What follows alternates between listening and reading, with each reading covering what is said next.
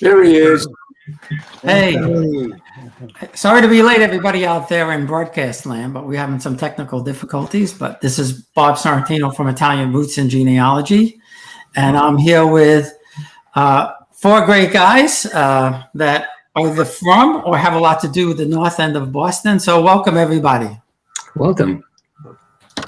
Thank you. And the main purpose of this broadcast today is to introduce a new series that Anthony and I are working on based on his recordings of Italian immigrants back in the late 70s, I guess, in the early 80s. So, Anthony, why don't you fill us in a little bit about that? Okay. Well, first of all, it's just great to have everybody here. It's nice to see you all, even though it's virtual. We ain't walking the streets of the North End together, but it's good enough. This project began in the late 70s when I became the director of the North End Senior Citizen Center, which was a miracle, and it was a blessing. And I got to know the elders of the North End extremely well, and it got to be so poignant. Their storytelling was so amazing that my director and I decided to start recording them. Luckily, and in retrospect, I think we'll all agree that these are really precious documents. Now they're really probably the best example we have of our oral history tradition, the Italian American oral history tradition. So for 4 years, I blazed the streets of the North End with a tape recorder in my hand and a camera. And because I knew the elderly so well and they would come to my drop-in center, I got to know them on a very, very intimate basis, almost as if they were my grandparents. And they would start telling me stories. And so I would carry the tape recorder with me everywhere. So every time they would invite me up for a cup of espresso, or I did a home visit, knock on the door, Andonia, vieni qua, find an espresso, come on, sit down. It was a perfect opportunity to capture something I think that is very special only because of the relationship we had. They would tell me stories of Italy, of their lives, of the working struggles that they had, of how they raised their families, but intimate details that you're not going to find anywhere else. And like I said, I was just blessed enough to have had the chance to be in the North End for those 4 or 5 years and to know just about everybody in the neighborhood. So this is really now, in retrospect, 42 years later, I don't see anything like this anywhere in the country. There's really no documentation that we're going to listen to today, where you can actually hear the voices of people telling their stories in their own voices, recounting in their firsthand narratives from their viewpoint, from the bottom up, what it was like to become an immigrant, to become an American, to be assimilated, to succeed, and then watch their children acquire the American dream. And I'm going to play a little clip of that. But before I do, Nick, I think you said I'm going to slide over a little bit. Let's see which way I'm sliding. You're in the photo. I am. Right? Yeah. Is somebody asking a question? Yeah, I said you're in the photo right there. I am in the photo. The photo that you have behind you was taken from pretty much the apartment that my grandmother lived in at the corner of Parmenter and Salem Streets in the North End. The building address is 109 Salem Street. And the woman pushing the baby carriage is my mother. I'm walking right next to the baby carriage. The photo was taken in 1949, so I was 4 years old. I was born a month before World War II ended. My father was in the Army, stationed out on the islands in Boston Harbor. My mother was a housewife. She used to work as a secretary to the fellow who was the director of the North End Union, a local settlement house. And I essentially grew up in the settlement house there. And anyway, my younger brother Bob is in the baby carriage, and my mother is walking from our apartment at 53 Salem Street to her mother's apartment at 109 Salem. Each of the apartments was a cold water apartment. Ours at 53 Salem Street had 3 very small rooms, no heat, no central hot water. The heat and the small 5 or 10 gallon hot water tank was attached to the stove, and it was the same in my grandmother's apartment. She had a bigger apartment. She had about, I think, 4 or 5 rooms. But again, there was no heat, no hot water. And that's the way we lived in the North End. And it was a real tenement neighborhood. Most of the shops that you see on the side were owned by a mix of Jewish people and Italian people. The Jews occupied the area for about maybe 20 or 30 or 40 years before the Italians came. The Irish were there before then. So it was a lot like the Lower East Side, Bob, in New York City, smaller area, but the similar kind of immigrant. We didn't have the Germans that they had on the Lower East Side. We had Irish, then Jews, and then Italians for the longest time.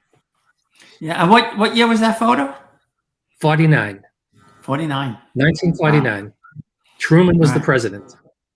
I was Yeah. I was too young to vote for him, but Nick, did you have an indoor bathroom, or did you have one that was outside? That's one thing my mother always insisted on. She would only stay in the North End if we had an indoor bathroom. But the indoor bathrooms were just outdoor bathrooms that were made indoor bathrooms. We had one that had two doors. One door led into the hallway, and the other door led into the apartment. And they just kept the one that led into the hallway. They just kept that one locked, so no one else could. So nobody else could access. But all it had was a hopper. My father or somebody hooked up a jury rig shower where he ran a small pipe from the stove where there was a small hot water tank mounted on the wall into there, so you could have a shower. But there was no shower stall. It was just the water came out of this thing on the ceiling. I had a friend one time who told me that years ago that they had to the hopper water would freeze. They had to break the ice because it was a cold water tenement. It was cold. When we left 53 Salem Street and moved to 109, where this picture was taken from, it was a long, thin apartment, and my bedroom was in the back of the apartment, overlooking where the North End Library is now.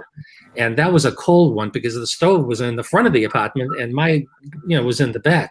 And in the wintertime, it got very cold back there. When we woke up in the morning, you could see your breath.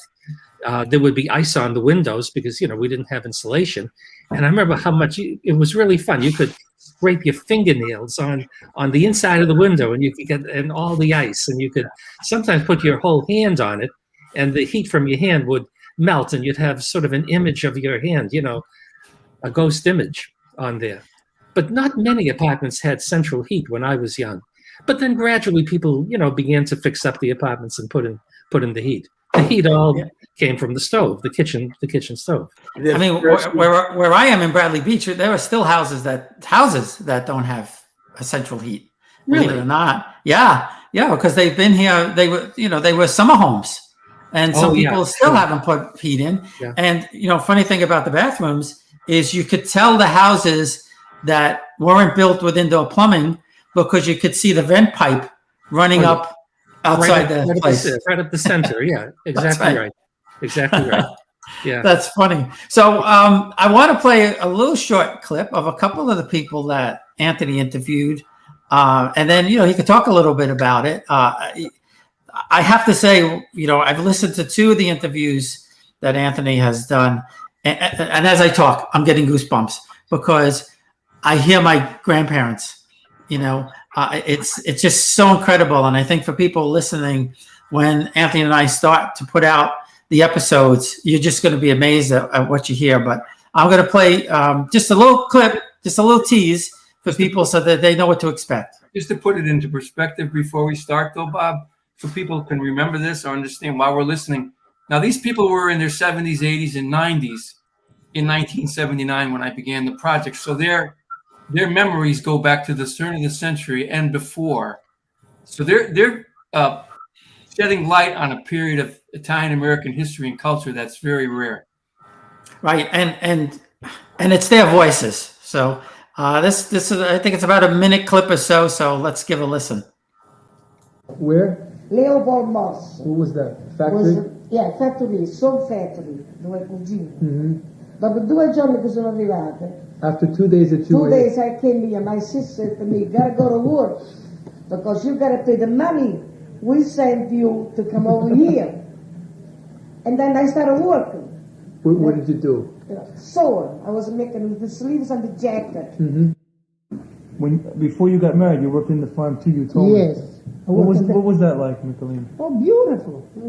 That time it was, no, when you abuse, and you abuse of here, look, beginning like not to do this your job, you know. Even in Italy, When you worked on the farm, you work in the farm, in the morning you get up, when you start to be little light, you get up, you go to work, and you be showing, beautiful, Really? beautiful. My mother, 72 o'clock, to breakfast. When my mother coming in the farm, we have a lot of chicken. My mother used to call, beep, beep, beep, beep, beep. All of the chicken run it to mother. We say, Ma coming with food, you know. I just love the chicken. Beep, beep, beep, beep. My grandmother's maiden name was Manfra, and Michael is a family name, and I wouldn't doubt that Michelina Manfra is a distant relative. And Anthony, I know that at least 3 of my aunts were members of the elderly club when you were there, and they lived in fear of Josie Zizza. Fear. She ran the elderly club. They used to go on trips, Foxwoods and things, and Josie would tell them where to sit. And I asked my Aunt Josie, Parisi, her name was Josephine. I asked her, I said, why do you always sit where this woman tells you? Why don't you sit where you want to? No. Josie says, you have to sit here and you have to sit there. And she told everybody where they had to sit. That's amazing. But I know people like that going back. The fact that my aunt used to do that, I think on the bus to Atlantic City. You don't sit there, you sit over there. Yeah. And my other aunt,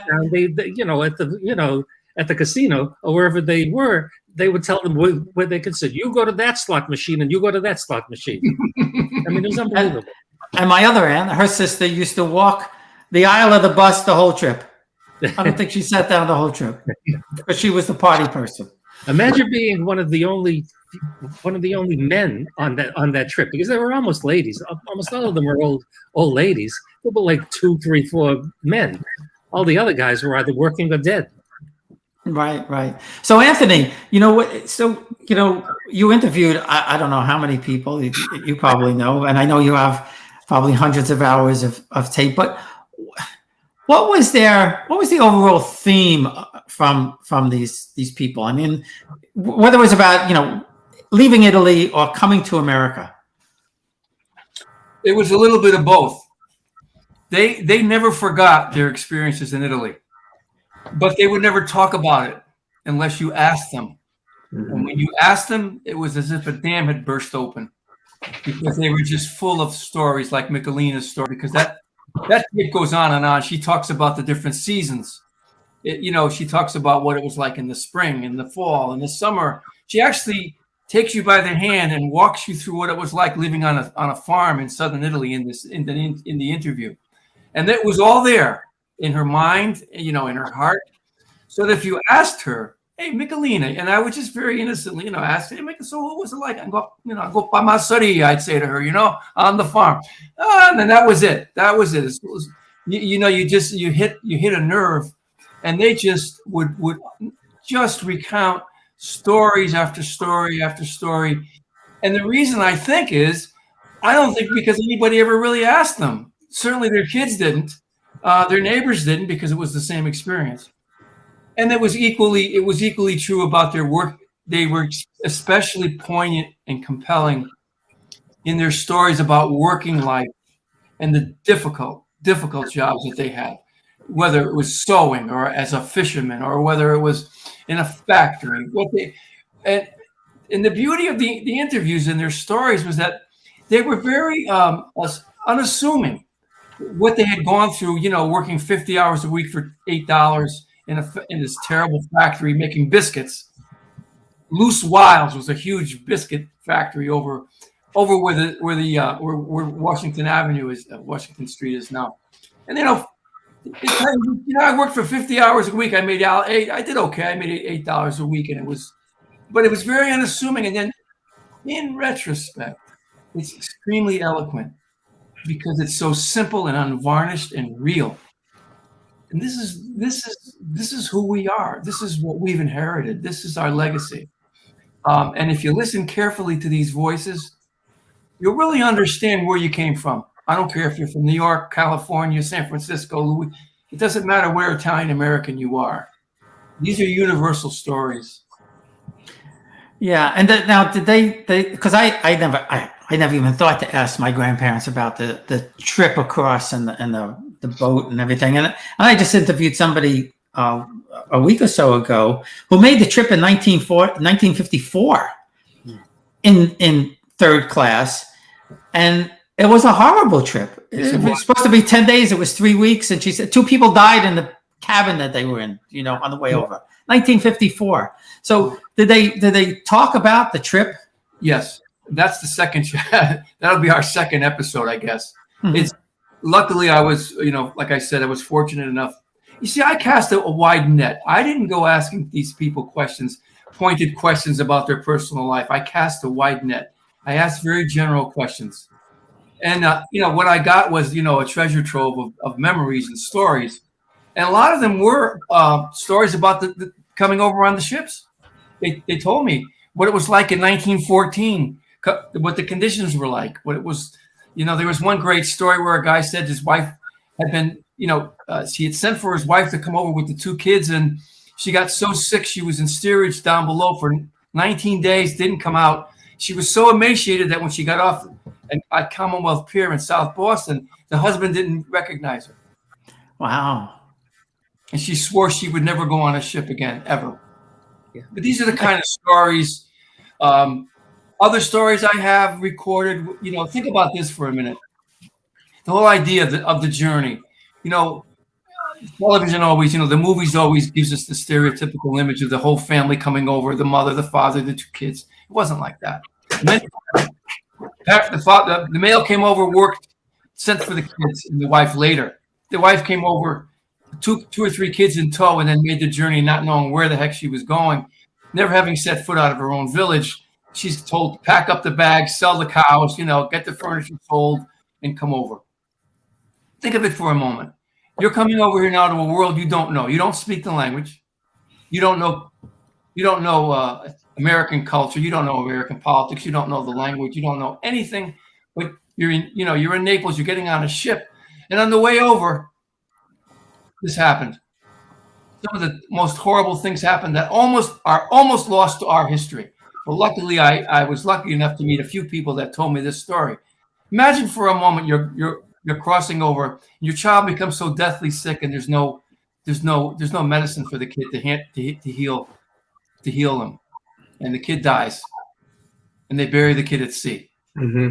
Imagine the scene of the people up on the deck, and the mother watching the attendants throw their 5-year-old kid to the sea, and the kid just that happened. Yeah, I saw that in the This is what you grab. This is what you capture when you listen. I listened to my mother, Anthony, tell me a story when she came over from Sicily at 7 years old. And the typical one, families coming over together, not typical, is right. My grandfather came over as a single man, went back, got married, had my mother, and my grandmother passed away, died. My mother now has no mother. My grandfather remarries her sister, my grandmother's sister, and so he comes back with her to America, leaves my mother there, and my mother did not come to America until she was 7 years old, and she stayed with her father and grandmother with her aunts and uncles, while my nana and my nonno were over here in the North End making a life. But they went back several times, and they still did not take my mother back to America until 1925. And that's part of the story that I saw as a heartache to leave extended family. Actually, she was closer to my great-grandmother and great-grandfather than she was to her own parents, because essentially she was growing up there still in the little town in Sicily. And the sad part of the story is when she came for the first time to America, she came with my grandfather's brother, Pasquale, and her cousin Cookie. And on the trip, she says to my great uncle, Zio Pasquale, I feel bad. I get a bad feeling. Something's wrong with La Nonna. She really was upset. She gets to America, and they get the message when she gets to America that her grandmother died while she was in passage coming to the United States. And this was, again, the story was that she died of a broken heart because she lost her granddaughter to America. I mean, my mother told me the story, so I feel fortunate I had that conversation, because it again put in my mind something that we take these for granted, what they did and the heartache. And you know, my sister and my cousins, etc., when they hear this story, they say, "How can you leave your child for 7 years in another country and not take him with you?" But the extended family, this family was more important than my grandfather, my grandmother. You know, all the family. They had more power than they did. You're not taking her with you until you're ready. It's amazing story. Well, my grandparents, my mom's parents, they left their oldest son in Italy. He was 2 years old, and they left him with his grandparents. And I think they had planned to go back, but they never did. So he didn't come with his family first to Canada in around 1949, 1950. And he had never met any of his brothers and sisters and hadn't seen his parents in like 35 years. See, that's part of the story, the separation of families that took place. And then, of course, my mother never saw her grandmother and grandfather again because they died eventually over time, and she never saw them again. Could I ask Anthony a question? Maybe, Tom, you could answer too, based on that. Did they express any, did they miss Italy? Did they express regret? Did they have nostalgia for Italy or not? The people you spoke to. I never detected that from my mother. I think she knew the future was America, the United States. She was, like many Italian immigrants, they basically became American and were excited about being American, a new American. And she saw the future was here, not where it was that she left. And I got a picture of it, 1925. They're just stone houses that they left. And I went back there when I was 18 years old, and they look very much like what she left. Now they've beautified them almost like we did in the North End. It's amazing. I feel like we have in the North End, Jimmy. You go see the old buildings, then you go inside, they got granite counters and everything. I go back to my mother's little town that I remember when I was 18. Yeah, they had still a hanging light from the ceiling. Now, you go inside, it's all been replastered. It's got marble staircase. They've done it, but the building still looks like crap from the outside. So it's almost like I got an understanding of what they left. When you grew up, like you, Dickie, what you grew up, you remember the tenement scene of the North End. You don't see that today anymore, and the newcomers come in, you'll probably flabbergast them when you explain it to them. But I didn't hear that nostalgia for Italy. I think they left it behind. Only the sentimentality about the family.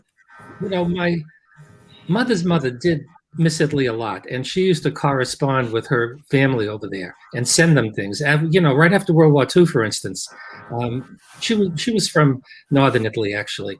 And she would send over all my old clothes. So if I had like a shirt, a sweater, a pair of pants that I liked, it would be there one day, and the next day it'd be gone. And she would send them all over to Italy. And I had this sort of image, a dream, that if I ever went to her, you know, paese in Italy, I would see all these kids running around wearing my clothes. But Bob said something about people being buried at sea, and that's true. My great uncle Alessandro, who owned the Rome Hotel in North Square, actually, or at least part owner of it, he died on a ship coming over, and he was buried at sea. But they didn't bury them during the day when the second and first class patron, could see. They would do it at night when nobody could see. You see, because they didn't want to shock or offend the paying customers. The people in steerage, were like animals, really. They were treated like animals.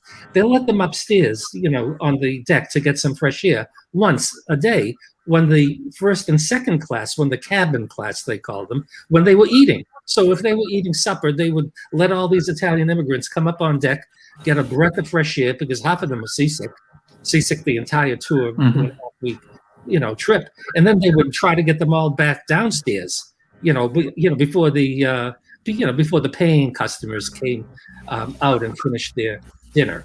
And sometimes they had to force them down. They had to hit them and beat them to get them down. They didn't want to go back down. Yeah. It smelled awful, especially after the first 3 or 4 days. I mean, it smelled like human excrement, vomit. It was awful. Right. And that's what Tilda told me. 1954, it was still the same way. Yeah. Isn't that unbelievable? That blew me away more than anything else. Yeah, it's surprising. I saw the movie many years ago, The Golden Door, Nick. You've probably seen it. Yeah. It really captures what Nick is talking about. They capture that whole experience pretty dramatically. In fact, I think they did bury a baby at sea in one of the scenes. And they went through rough seas. They're sick as the dog, and just what Nick described. That movie was excellent. It really was a real life. People came from the small hill towns outside Naples, Avellino, Sicily, and they had never seen the ocean before. They had heard about it. They had never seen it. You put them on a ship. They were scared to death. Scared to death. It was terrifying. I have a picture of my grandfather. Just made me think of this. In a carrozza, in his horse and buggy, leaving from my mother's town. And I got that picture. It's like I'd say in the early 20s or something. And he's got another relative. But he's taken the whole trip by buggy from Catania, east part of Sicily, all the way to Palermo to get on another boat to go to Naples to take another boat that we're just talking about to get to Boston. And I look at that and I go, wow, what a journey. What a journey. What a journey. That journey, yeah. And we jump on a plane and complain about 7 hours. yeah, exactly. But before we go, I'd like to ask each one of you, what did your grandparents do in the States? Whether it was grandmother or grandfather. My mother's family was Bades. So for some strange reason, I don't have the answer. They were all icemen in New York City. They delivered ice. And my dad's father actually, with his brother, had an embroidery shop in New York City where they made bridal crowns and bridal veils. So Tommy, what your grandparents do? I think my grandfather Mazzarino came and worked at General Electric as a single man. I got a picture of him sitting somewhere in. But then when he got here, he ended up getting a full-time job as he's raised a family at Keystone on the Southeast Expressway, where they made cameras and toys. And the building's still there. And he worked as a punch press operator in the cellar, in the basement. And you can imagine what the conditions were. But he worked there until he died. Well, he didn't die there, but he almost, when he retired. And he made a good living running that machine. And better than most people, but it's awful work. And my grandmother was a seamstress, like a lot of Italian, with fantastic seam. I guess stuff that she made, embroidery that's beautiful. And then my other grandfather, I think he was a pharmacist in Catania, but they wouldn't give him a license to practice here. So he became, through I think a relative that introduced him, became a baker, and then opened his own bakery in East Boston and in the North End. And then that went broke during the Depression, but he worked in other bake shops after that. And my grandmother, she actually had a gift store on Chelsea Street in East Boston. And that was closed down in the Depression. These are the stories of how difficult it was to make it in this new country with their professions and do a job that did the best they could. But those are all very, we call honest work, as we might call it. And they supported their families with those things. And I must say that their children did a lot better than they did. My father, my mother, etc. And then yeah. How about you, James? So my mother's father and her mother, they are Villanese. So her father he worked on the railroad. I don't know if he did any of the MBTA, but he made track, did construction, hard labor with the railroad, and he retired from the railroad. My father's father was Abruzes, and he died when my father was 15. So, he was construction. He did some type of construction work. I don't know what he did. I imagine my mother's mother died when I was 1, so I never knew her, but my father's mother was still alive. But I imagine both of them just, were took care of the kids. So. How about you, Nick? Well, my mother's father was a barber. He had a shop on Haverhill Street, which is down near North Station. And my mother's mother was like Tommy's mother, a very, very skilled seamstress. She could do crocheting and embroidery work. It was really, amazing. And they had 8 kids, and they all lived in the North End. My father's father, when he first came here from Avellino, he was running away from the law. The story was that he murdered a priest. And well, apparently his house, they were shepherds, and they had like a little farm, and his father used to take care of the sheep and everything, and he used to, he was a shepherd. And the idea was that when one of the older sisters in the house got married, that her husband was supposed to take her out of the house and start a family and have a house of his own. Well, one of his older sisters married a bum who didn't want to work. So instead of taking her out of the house, he moved into the house. And my grandfather was only about 14, 15 years old. He beat the guy up. And the mother called the priest. The priest came over and tried to reason with him. He was a volatile man. And he beat up the priest. And the priest ended up dying, unfortunately. So he had to come to the U.S. Anyway, when he came here, he worked as a longshoreman. He lived in North Square on Moon Street, right off North Square, which was the Avelinese center of the North End. And I don't know how much time you have if you want to hear the story. But yeah, we could do it quick. Yeah, sure. People will tell him, what do I do? He was like 16 years old. And they said, well, if you go down to the wharf, which is only a block away, you can unload the boats. So he goes down to the wharf, and there's a big group of guys. It was called a shape-up gang, and the boss would pick the people to work that day. So he's, stood there and he waited, and he noticed that, the boss was an Irish guy, and the boss would pick all the Irish guys to work. So he went home, he went back the next day, and the same thing happened. He goes back a third day or a fourth day, and now the boss is picking all the Italians to work. And he said, boy, this is really crazy. And he couldn't figure it out. Well, he figured it out when he saw the boat they were supposed to unload. He learned what tides were. And the Irish guys would get picked by the Irish boss, the gang boss, when the tide was high. And to unload the bales of cotton, you would walk down the gang plank. If the tide was low, he picked all the Italian guys. So now he had to push up the gang plank. And he figured it out. He never went to school, but he said, "This is really crazy. What's happening?" And that was the end of his career as a longshoreman. And he became like he made a lot of money. Actually, he became sort of I hate to say an underworld figure, but he was a money lender, and that's what he did. He owned a bar room in the North End. It was a rough waterfront bar, and he loaned money to other Italians, and that's how he made a living. Well, it beats going up against the tide, right? I guess so. Smart. I thought you were going to tell me that when he figured it out, he said the next time he went to the docks, he changed his name to O'Hara. How about you, Anthony? Well, New Haven was an industrial, for a small city, it was an industrial giant. It had some of the hugest factories in the Northeast.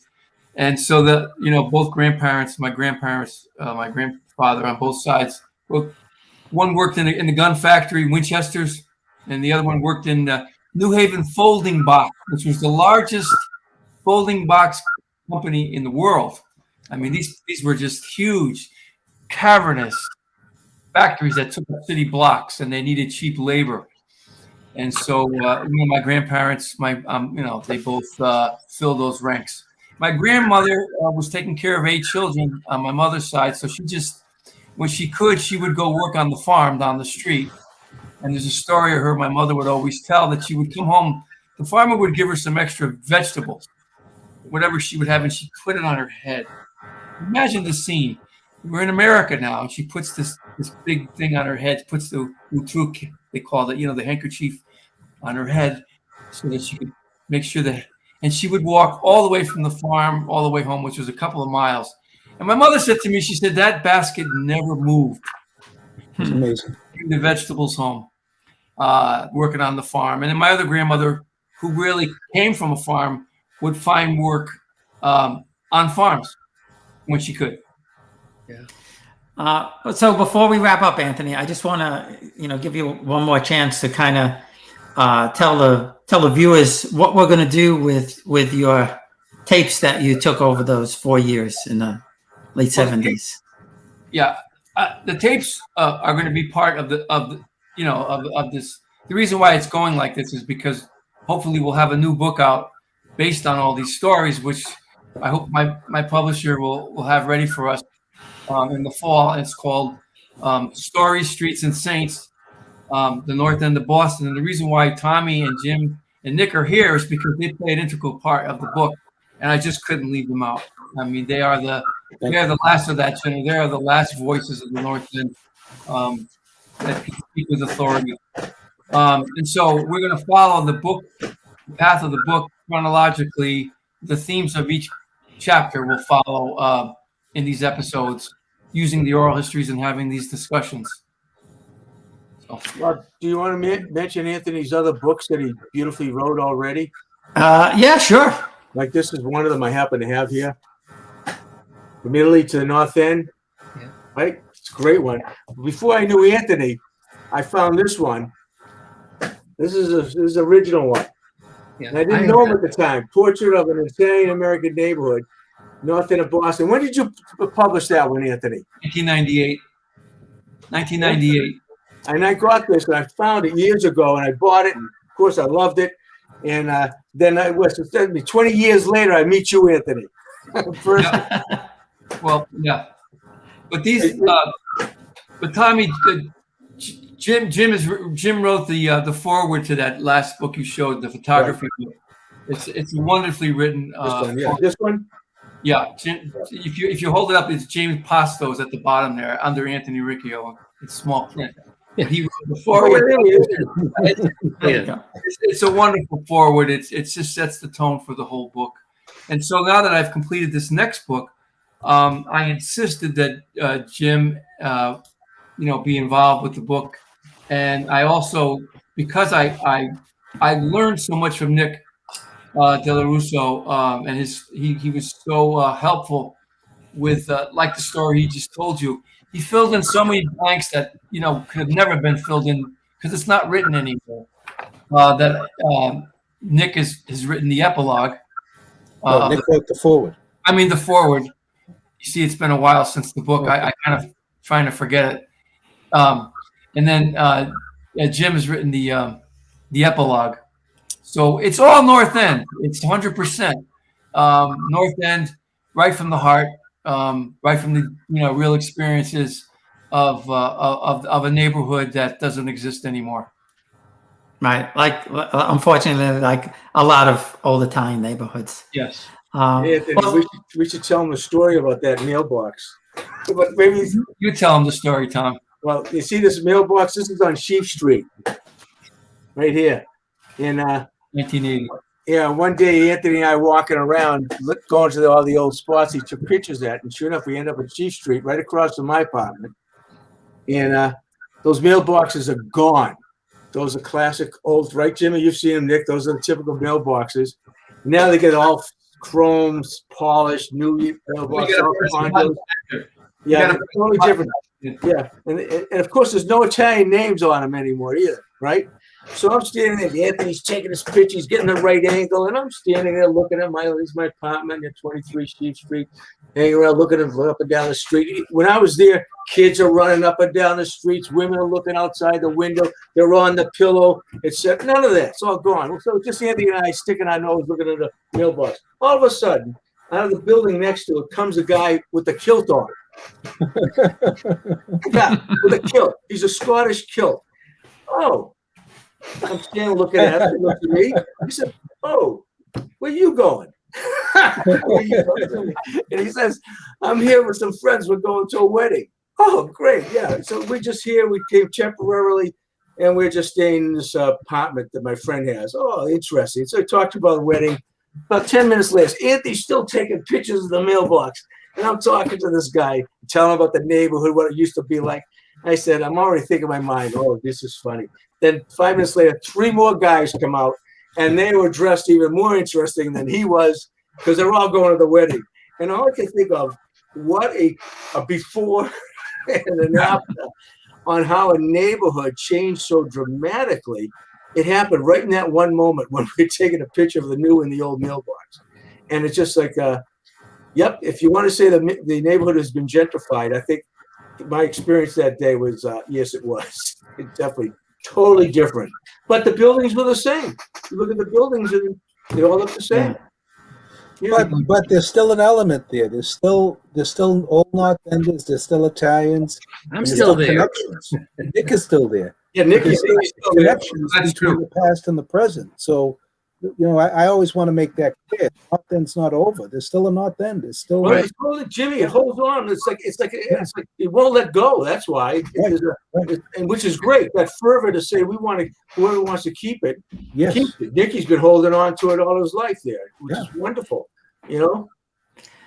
Well, we're gonna have Nick host us. I'll have to take a plane ride up there, but we'll figure it out. Well, listen, guys, this has been fabulous. I really appreciate you taking the time out on a Sunday to talk about this. And for anybody who just joined, you should be able to listen to this whole episode. And Anthony and I are going to get working on putting together all the broadcasts for the voices in the past. So thanks again, guys. Thank you, guys. Thank you, Bob. Thank you. Thank you.